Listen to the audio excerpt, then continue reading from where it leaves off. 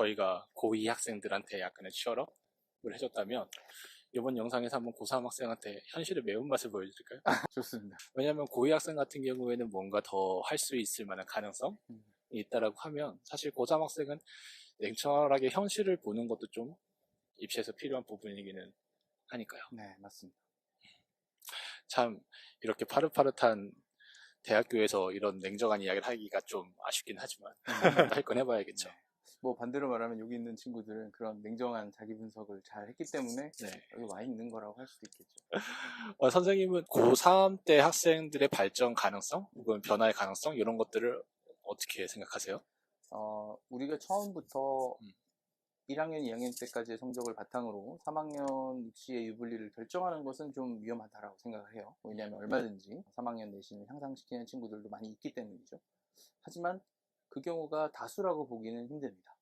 그러면 결과적으로는 우리가 긍정적이고 희망적인 목표를 갖되 아니다 싶은 순간에 빠르게 현실적인 이 방향 수정을 하는 것이 가장 좋은 전략이라고 할 수 있을 텐데요. 저는 그 시점이 언제냐? 중간고사 직후라고 봐요. 왜냐? 3학년 1학기 중간고사를 망친 학생이 기말고사에서 대단한 역전을 기대하기란 거의 불가능에 가깝거든요. 그렇다면 내가 3학년 1학기 중간고사 점수가 나왔을 때 아직 등급이 확정되지 않더라도 나의 최종적인 성적을 가늠해 볼 수 있고 그에 따라 내가 학종을 계속해서 밀고 나갈 것인가, 아니면 학생부 교과 혹은 정시 혹은 논술 등의 전형으로 좀 방향선을 할 것인가를 결정할 수 있을 것 같아요. 저도 강하게 동의를 합니다. 중간고사 볼 때까지 뭐 다양한 뭐 세특에 기록할 것들 그런 것들을 조금 제쳐놓더라도 내신 점수를 높일 수 있는 방법을 고려해야 되는 게 맞습니다. 지금이지 않을까. 왜냐하면 어쨌든 기록이나 이런 부분들은 나중에서도 할 수는 있잖아요. 아주 현실적으로 말하자면 7월, 8월 방학 기간에도 학교에 따라 차이는 있겠지만 선생님들께서 최대한 학생들을 배려해 주시는 것이 요즘의 분위기이기 때문에 지금은 너무 수행평가, 전공적합성이라는 것에 많은 에너지와 시간을 쏟기보다는 철저하게 내신 점수, 등급이 함께 오른다면 금상첨화겠지만 설사 등급은 많은 개선이 이루지 못하더라도 원점수에서 큰 폭의 개선이 있었다. 그렇다면 저는 계속해서 이 학생이 학생부 종합전형을 밀고 나갈 수 있는 원동력을 찾을 수 있지 않을까. 그러면 선생님은 생각하실 때 냉정하게 본다면 네. 이 정도까지는 그래도 일반고에서 학생부 종합전형으로 한 인서울을 노려볼 수 있겠다 하는 마지노선, 그리고 뭐 특목고나 자사고에서 마지노선 어느 쯤이라고 생각하세요? 가장 어려운 질문이죠. 왜냐하면 학생들 개인 편차도 크고 학교마다의 편차도 크기 때문인데요. 그럼에도 불구하고 일반고 기준으로 말씀을 드리자면 적어도 3점대에 들어온다면 인서울의 학종을 노려볼 수 있지 않을까. 특목고는 거기서 숫자를 제가 방금 말씀드린 것에 앞자리 숫자를 하나씩 더하면 되겠죠. 그렇게 한다면 학생부 종합전형에서 인서울의 목표를 충분히 노려볼 수 있을 것 같고요. 그렇지 않다라고 한다면 조금 목표를 눈높이를 낮추더라도 교과 전형과 논술 등을 조합하는 것이 훨씬 더 합격 확률을 높이는 방법이라고 생각이 듭니다.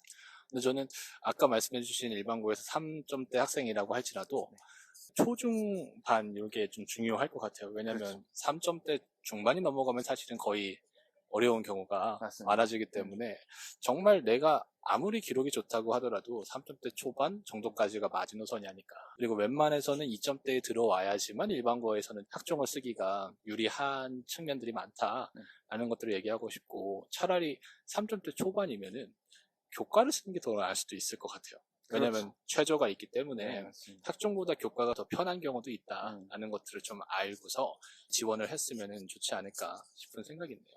대학마다 학교에서 합격한 학생들의 성적 범위, 성적 분포를 발표하는 경우도 있죠. 대표적으로 유명한 학교들 중에서 예를 들자면 경희대학교 같은 경우에 합격자의 이 분포를 점도표, 점을 찍어서 보여주는 경우가 있습니다. 우리 학부모님들이나 학생들도 알고 있는 경우가 많을 텐데, 그때 보면 합격권, 흔히 뭐 2점대, 3점대라고 하는 합격권에 많은 학생들이 몰려 있으나 가끔 이제 그냥 속칭 뜬금포라고 하죠. 5등급, 6등급에 네. 점이 하나씩 찍혀 있는 경우가 있어요. 이 경우를 너무 우리가 맹신해서는 안 된다. 특목고죠. 그렇죠.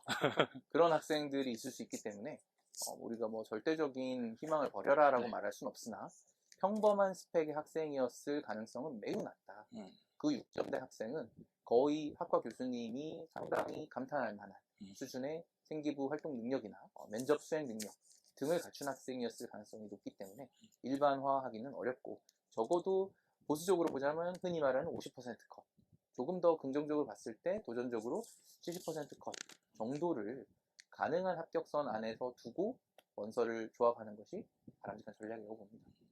그러면 결국에는 그런 정도의 범위에서 벗어나면 논술이네요. 아무래도 어쩔 수 없이. 그렇죠. 결국 뭐 복잡한 이야기도 있긴 하지만 정리해보자면은 일반고에서는 학종은 2점대에 있는 학생들까지 쓰는 게 유리하고, 맞습니다. 내 서류가 정말 좋다라고 하면 3점대 초중반까지 한번 도전을 해볼 수가 있다. 네. 근데 거기서 벗어나면 중간고사를 봤는데 내가 거기서 벗어날 것 같다 하면 재빨리 정시 그리고 논술 요 투 트랙으로 가는 것이 더 유리한 입시의 전략이 될 수가 있지, 끝까지 나는 학종으로 뭔가 해볼 거야 라고 하는 부분들은 조금 불리할 수가 있겠다. 네. 이렇게 정리를 해볼 수가 있을 것 같네요. 다만 거기서 말씀해 주신 정시라는 것이 실제 정시로 대학을 가겠다라기보다는 수능 최저 조건을 가지고 있는 전형들, 수시 전형들에서 최대한 승부를 보겠다라는 전략으로 이해하셔야 될 것 같습니다. 네. 그래서 일반고 학생들이 지방권에서 자꾸만 3점대 막 중후반을 해서 갈 수 있다 이런 이야기들을 많이 듣고는 하는데, 물론 불가능한 건 아니죠. 하지만 가능성도 매우 희박하다라는 것은 분명히 좀 알고서 요 확률 싸움을 좀 했으면 좋겠다라고 하는 게 제 입장이네요. 네. 그러면 일단 내신 공부 열심히 하십시오. 포기하기에는 이릅니다. 하지만 중간고사가 끝나면 현실을 직시하세요. 직시해야 합니다. 이렇게 마무리를 하시죠. 네, 알겠습니다. 수고하셨습니다. 감사합니다.